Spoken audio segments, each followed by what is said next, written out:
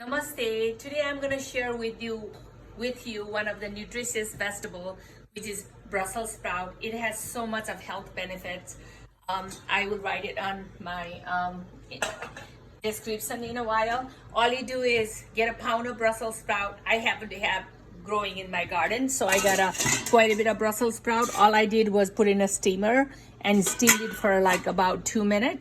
It's soft and nice. And then I use lemon butter sauce.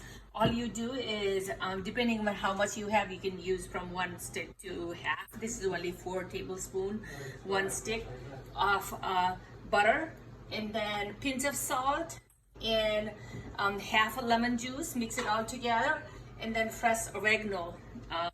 This is optional. You can use any herb of your choice.